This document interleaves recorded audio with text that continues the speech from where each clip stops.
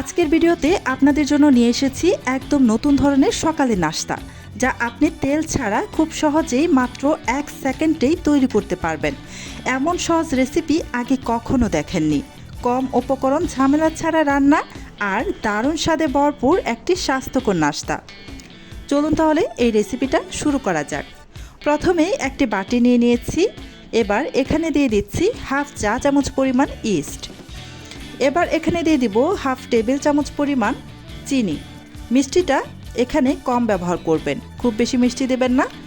এখানে half table চামচ পরিমাণ একদম পারফেক্ট। এতে করে হালকা একটু মিষ্টি স্বাদ নিয়ে আসবে, খেতে ভীষণ ভালো লাগবে। এবার দিয়ে দিচ্ছি এখানে 1/4 কাপ পরিমাণ গরম পানি।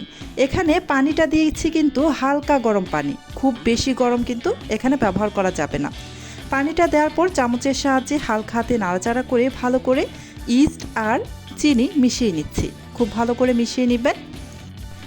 যারা যারা এখন পর্যন্ত আমার ভিডিওটা দেখতেছেন, প্লিজ আমার ভিডিওতে একটা লাইক দিয়ে দিবেন। আর আমার চ্যানেলটি আগে থেকে যদি সাবস্ক্রাইব করে দেওয়া না থাকে, প্লিজ আমার চ্যানেলটি সাবস্ক্রাইব করে পাশে থাকা বেল আইকনটি অন করে রাখবেন।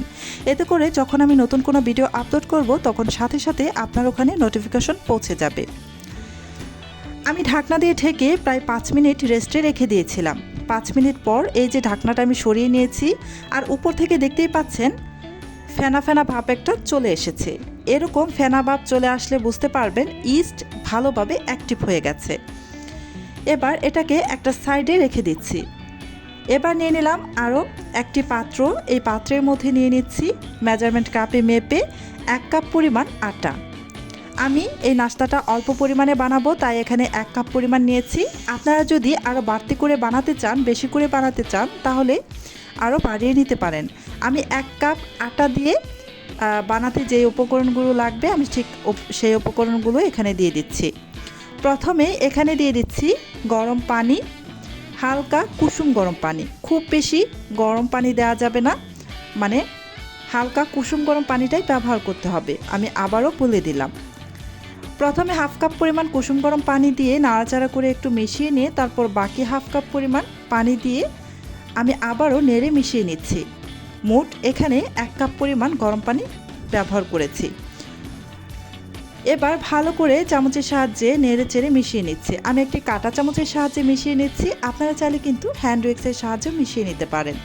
এই যে খুব ভালোভাবে আমি মিশিয়ে নিয়েছি, এমনভাবে মিশিয়ে নিতে হবে যেন লাম্পস না থাকে। এবার এখানে দিয়ে দিচ্ছি ইস্ট মিশ্রিত যে গরম পানিটা ছিল সেটা দিয়ে দিচ্ছি। সম্পূর্ণটা এখানে ঢেলে নিচ্ছি। এবার আলতো হাতে খুব ভালোভাবে আবারও নেড়ে চেড়ে মিশিয়ে নিব। সব কিছু একসাথে ভালো করে মিশিয়ে নিতে হবে। প্রতিদিন সকালবেলা একঘেয়েমি নাস্তা খেতে যদি ভালো না লাগে, তাহলে এই রেসিপিটা একবার হলেও ট্রাই করে দেখতে পারেন। আশা করছি আপনাদের কাছে এই রেসিপিটা ভীষণ ভালো লাগবে। এই যে আমি চামচের সাহায্যে নেড়েচেড়ে ভালো করে মিশিয়ে নিয়েছি। ব্যাটারটা কিন্তু আমার একদম রেডি হয়ে গেছে। ব্যাটারটা খুব বেশি ঘনও রাখবেন না, আবার একদমই টলটলে পাতলাও রাখা যাবে না। এবার আমি ঢাকনা দিয়ে ঢেকে প্রায় 40 মিনিটের মতো রেস্টে রেখে দিব। ফিরে আসছি 40 মিনিট পর। এই তো 40 মিনিট পর আমি ঢাকাটা সরিয়ে নিয়েছি। আপনারা এবার দেখে নিশ্চয়ই বুঝতেই পারছেন কতটা ফুলে গিয়েছে। এবার হালকা হাতে নেড়ে চেড়ে এই ফুলা ভাবটা যেন চলে যায়, হালকা হাতে নেড়ে চেড়ে নিতে হবে যেন ফুলা ভাবটা একদমই চলে যায়। কিছুক্ষণ নাড়াচাড়া করার পর আপনারা একটু খেয়াল করলেই বুঝতে পারবেন অসংখ্য বাবলস ক্রিয়েট হয়েছে। এই ব্যাটারের মধ্যে অবশ্যই অসংখ্য বাবলস ক্রিয়েট করতে হবে। আমি যেই পদ্ধতিতে এই ব্যাটারটা আমি বানিয়ে নিয়েছি, ঠিক সেই পদ্ধতি যদি ফলো করে এই ব্যাটারটা তৈরি করেন, তাহলে এভাবে অসংখ্য বাবলস ক্রিয়েট হবে।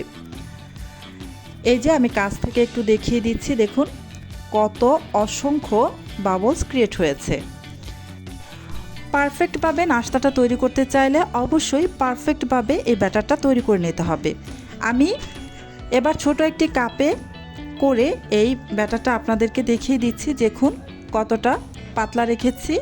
খুব বেশি যদি পাতলা করে এই ব্যাটারটা তৈরি করেন, তাহলে কিন্তু প্যান থেকে উঠাতে পারবেন না, মানে ছিঁড়ে যাবে অথবা লেগে যাবে। আর যদি খুব ঘন করে করেন, তাহলে কিন্তু এটা একটু মোটা হয়ে যাবে আর ছিদ্রযুক্ত হবে না। এবার চলে আসলাম নাস্তাগুলোকে ভাজার জন্য। প্রথমে চুলায় একটা প্যান বসিয়ে প্যানের মধ্যে 2-1 ফোঁটার মতো তেল দিয়ে ব্রাশ দিয়ে ভালো করে ব্রাশ করে নিচ্ছি। এবার এখানে এই ছোট কাপে করে সামান্য একটু ব্যাটার ঢেলে নিচ্ছি। আপনারা দেখে নিশ্চয়ই বুঝতেই পেরেছেন, চিতই পিঠার ব্যাটারটা আমরা যেভাবে আসলে ঢালি ঠিক সেভাবেই ঢেলে নিয়েছি।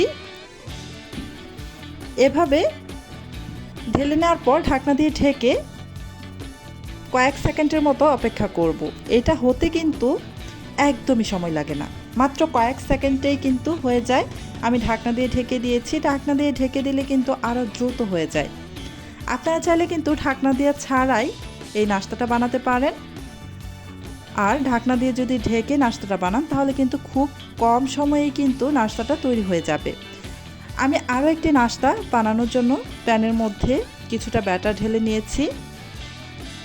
ঢাকনা দিয়ে ঢেকে দিয়েছি যাতে খুব দ্রুত হয়ে যায়। কয়েক সেকেন্ডের মধ্যেই নাস্তাটা হয়ে যায়। এই যে উপর থেকে যখন কাঁচা ভাব চলে যাবে তখন কিন্তু এটাকে নামিয়ে নেবেন আর উল্টাবেন না। এভাবেই আমি সবগুলো বানিয়ে নেব। যে কোনো ভুনা মাংসের সাথে খেতে এই নাস্তাটা ভীষণ ভালো লাগে। আপনারা একবার হলেও ট্রাই করে দেখবেন। ভিডিওটি যদি ভালো লাগে তাহলে অবশ্যই একটা লাইক দিন, আপনার মতামত কমেন্টে জানান। আর ভিডিওটি আপনার বন্ধু ও পরিবারের সাথে শেয়ার করতে ভুলবেন না। আর এমন আরও সহজ, মজাদার এবং তেল ছাড়া রেসিপি পেতে আমাদের চ্যানেলটি সাবস্ক্রাইব করুন। আল্লাহ হাফেজ।